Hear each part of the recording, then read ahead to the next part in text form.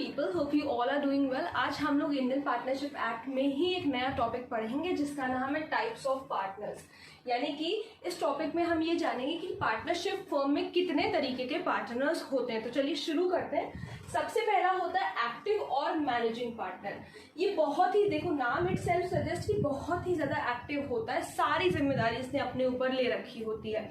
तो one who contributes in the capital, जो पैसा भी लगाता है, पार्टिसिपेट्स इन मैनेजमेंट, मैनेजमेंट भी देखता है, प्रॉफिट और लॉस भी शेयर करता है, मतलब कि प्रॉफिट आएगा तो वो भी आपस मतलब वो भी शेयर करेगा, इक्वली शेयर करेगा, और लॉस भी अगर कहीं होता है तो उसमें भी ये देता है पैसे, ठीक है, लॉस भी बेयर करता है मतलब। और हैव अनलिमिटेड लाइबिलिटीज।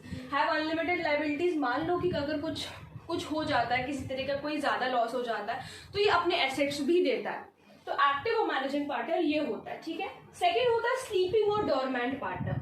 स्लीपिंग और डोरमेंट पार्टनर से पता चल रहा है कि बहुत ही सुस्त पार्टनर जो होता है, ऐसे आसानी से समझ सकते हैं हम।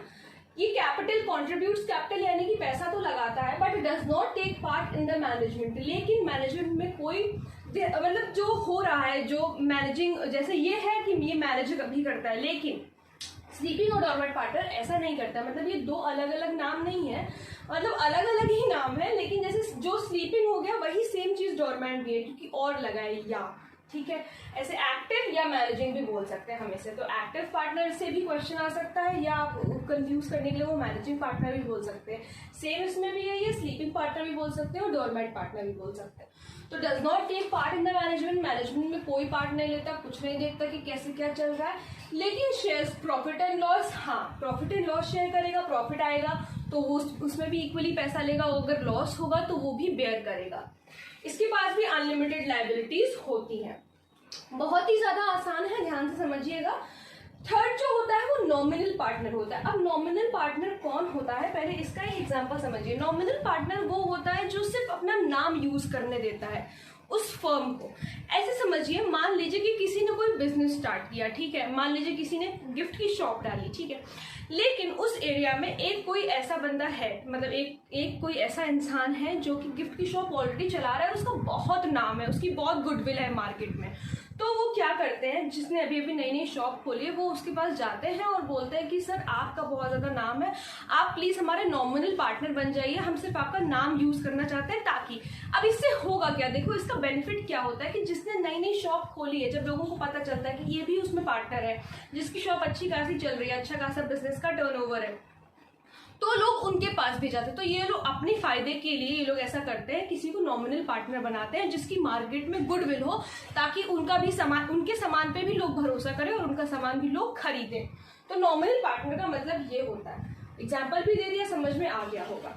अब क्या होता है कि ये कोई कंट्रीब्यूशन नहीं करता, तो कोई भी कंट्रीब्यूशन नहीं, मतलब कोई पैसा नहीं लगाता, इनका सिर्फ नाम यूज होता है।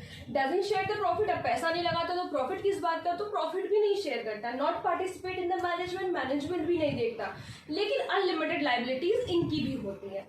देन फोर्थ पार्टनर होता है सीक्रेट पार्टनर। सीक्रेट पार्टनर कौन होता है, जो नहीं चाहता कि पब्लिक में, जनरल पब्लिक में पता चले कि वो उसका पार्टनर है, वो उस पार्टनरशिप फर्म का पार्टनर है। देखिए यहाँ पर मैंने लिख रखा है कि does not want to disclose his relationship with the firm to the public.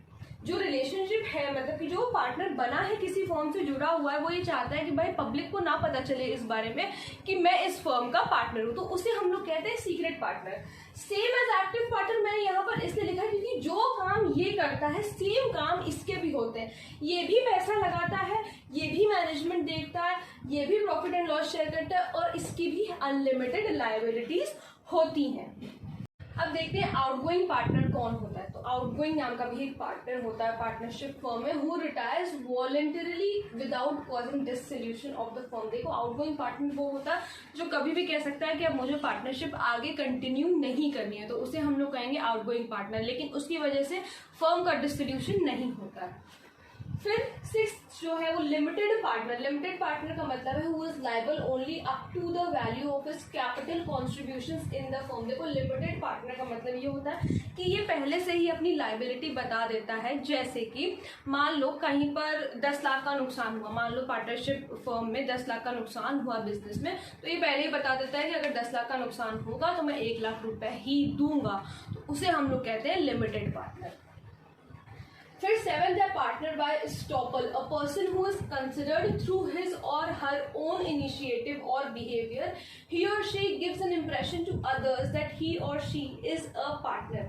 देखो ये थर्ड पार्टी को पार्टनर बाय एस्टॉपल का मतलब होता है, बहुत ज़्यादा इंपॉर्टेंट है कि थर्ड पार्टी को ये ऐसा इंप्रेशन देता है कि वो वहाँ का पार्टनर है। जैसे मान लीजिए कि आपके फ्रेंड का कोई बिजनेस है, ठीक है, आपके फ्रेंड का कोई बिजनेस है और उसको कहीं से बहुत बड़ा ऑर्डर आया है, लेकिन प्रॉब्लम क्या हो जाती है कि उसको ज़्यादा पता नहीं है कि किस तरीके से डील करना है, या ऐसे समझ लीजिए कि वो भी नया नया है, ठीक है, आप उसके पार्टनर नहीं हो, लेकिन वो उसने आपसे अपनी प्रॉब्लम बताई कि ऐसी ऐसी बात है, मैं अभी डील नहीं कर सकता, मुझे इतना कोई कम्युनिकेशन स्किल मेरी इतनी स्ट्रांग नहीं है कि अभी मैं डील कर पाऊँ, कैसे बात करनी है, कैसे वहाँ से माल उठाना है सप्लायर से, मैं ये सब नहीं जानता कि तो क्या तुम मेरी मदद इसमें करोगे? तो आप इसमें हाँ कर देते हैं और जाते हैं जो सप्लायर होता है उसके साथ आप डीलिंग वगैरह करते हैं। अब जो सप्लायर है वो थर्ड पार्टी है, उससे तो ऐसा लग रहा है कि जो जिसकी डीलिंग हो रही है वो आप उसके पार्टनर हो, लेकिन तो यहाँ पर क्या हुआ कि आपने इंप्रेशन दिया किसको? थर्ड पार्टी को, कि आप अपने दोस्त के पार्टनर हो, लेकिन आप पार्टनर हो नहीं, आपने सिर्फ इंप्रेशन दिया। तो वो इस तरह के पार्टनर को हम लोग कहते हैं पार्टनर बाय एस्टॉपल।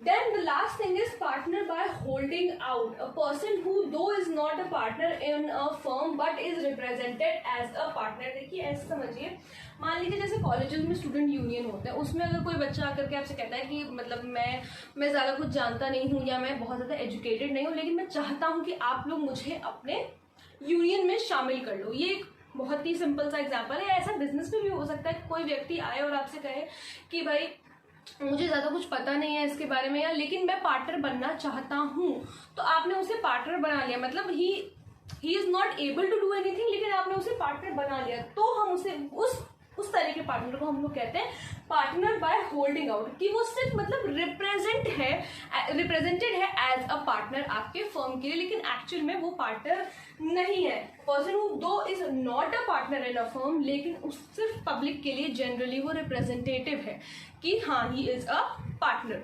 तो 8 तरह के आज हम लोगों ने पढ़े कि 8 तरह के टाइप्स ऑफ पार्टनर्स होते हैं। आई होप आप लोगों को समझ में आ गया होगा। अगर कोई प्रॉब्लम हो तो please let me know in the comment section, और अगर आप लोग किसी टॉपिक पे वीडियो देखना चाहते हैं तो वो भी प्लीज़ मुझे ज़रूर बताइएगा। Thank you so much.